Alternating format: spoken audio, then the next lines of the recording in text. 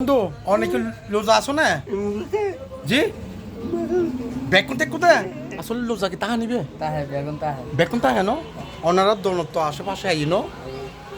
বাদ ফোঁতে বাদ কি দেখাই তো বন্ধু আলু কুড়ো মাছ এ তিন দিন দি বন্ধু আতুন ভালো লাগে দা অনরা আজি আই